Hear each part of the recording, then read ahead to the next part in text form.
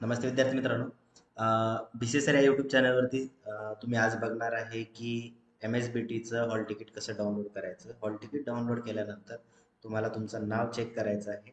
त्याचबरोबर तुमचे सब्जेक्ट जे आहेत ते प्रॉपरली आहेत की नाही ते पण चेक करायचं आहे तुम्हाला. ठीक.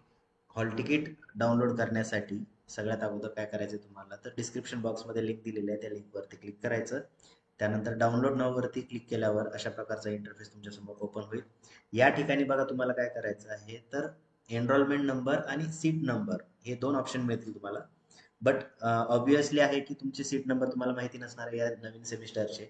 त्यामुळे तुम्ही तुमचा एनरोलमेंट नंबर जो आहे तो त्या ठिकाणी काय करायचा आहे, टाकायचा आहे. एनरोलमेंट नंबर टाकल्यानंतर सबमिट या टॅबवरती क्लिक करायचं. सबमिट या टॅबवरती क्लिक केल्यानंतर अशा प्रकारचा इंटरफेस ओपन होईल. या ठिकाणी बघा तुम्हाला तुमचा सीट नंबर दिसेल. हा नंबर तुम्ही नोट डाऊन करायचा आहे आणि या नंबरवरती क्लिक केल्यानंतरच तुम्हाला काय होईल, तुमचं हॉल तिकीट जे आहे ते डाउनलोड होईल. ठीक आहे. आता या ठिकाणी हॉल तिकीट डाउनलोड करताना बघा विद्यार्थ्याचा सीट नंबर आहे आणि याचे जे विषय आहेत हे विषय तुम्हाला चेक करायचे. ठीक आहे. हे झाले रेग्युलरच्या विद्यार्थ्यांचे, तर सगळे विषय हे सेमच येणार आहेत. बट जे विद्यार्थी बॅकलॉगचे आहेत त्या विद्यार्थ्यांनी स्पेशली चेक करायचं आहे की तुमचा जो बॅकलॉगचा विषय होता तो प्रॉपरली आलेला आहे की नाही. ठीक आहे.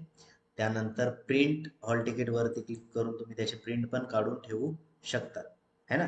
बट हे हॉल तिकीट जे आहे हे व्हॅलिड राहणार नाही. कशामुळे?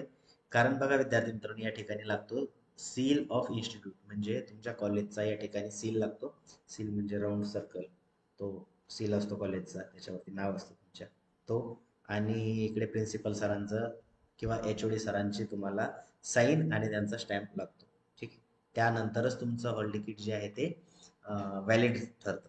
ठीक आहे. या ठिकाणी बघा तुम्हाला काय करायचं आहे, एक्झाम सेंटरचा कोड आणि नेम हे चेक करायचं आहे, है ना. काही विद्यार्थ्यांचं काय असतं की तेच जर एक्झाम सेंटर नसेल, दुसरं कॉलेज जर असेल, तर त्या ठिकाणी ते दुसऱ्या कॉलेजचा कोड आणि त्या कॉलेजचं नाव या ठिकाणी येतं. ओके. जर काही विद्यार्थ्याचं बॅकलॉग वगैरे असेल, तर बॅकलॉगचं हॉल तिकीट हे दोन सेपरेट या फॉर्ममध्ये येत असतं. रेग्युलरचं वेगळं, बॅकलॉगचं वेगळं. तीन बॅकलॉग असतील, दोन बॅकलॉग असतील, एक रेग्युलर असेल, तर तीन हॉल तिकीट त्या ठिकाणी जनरेट होतील, है ना. तर हे अशा प्रकारे तुम्हाला तुमचे इन्फॉर्मेशन चेक करायचे आहे. त्यानंतर काही इन्स्ट्रक्शन्स दिलेले आहेत बघा या ठिकाणी, है ना. तर काही विद्यार्थ्याचं जर हॉल तिकीट डाउनलोड होत नसेल, तर अशा विद्यार्थ्यांनी समजून जायचं की आपण एक्झाम फॉर्म भरलेला नाही आहे आणि एक्झाम फॉर्म भरायची डेट ऑलरेडी संपलेली आहे. बट एक शेवटचा चान्स असतो, one time opportunity. One time opportunity जी आहे ही 5,000 रुपये फाईन भरून, 5,000 रुपये फाईनचे आणि 600 रुपये हे तुमचे एक्झाम फॉर्मचे, असे 5,600 रुपये भरून तुम्हाला एक्झाम फॉर्म भरता येतो. बट त्याची डेट आलेली नाही आहे. त्यासाठी तुम्हाला काय करायचं आहे, तर तुमच्या कॉलेजमधले जे प्रिन्सिपल सर आहेत त्यांच्या कॉन्टॅक्टमध्ये राहायचं आहे ना. आणि त्यांना सांगायचं की सर माझा एक्झाम फॉर्म भरायचा राहिलेला आहे. तर ज्या वेळेस 5,000 रुपये फाईनचं वन टाइम ऑपॉर्च्युनिटीचा एक्झाम फॉर्म ओपन होईल त्यावेळेस तुम्ही मला कळवा आणि त्या ठिकाणी तुम्हाला तो फॉर्म भरून घ्यायचा आहे. त्याच्यावरती मी आपल्या चॅनलवरती सांगेलच, ज्यावेळेस तुमची वन टाइम ऑपॉर्च्युनिटीची डेट येईल त्यावेळेस मी तुम्हाला स्पेशली व्हिडिओ बनवून सांगेल. तसेच किंवा व्हॉट्सअपच्या ग्रुपवरती लिंक शेअर करेल मी, है ना.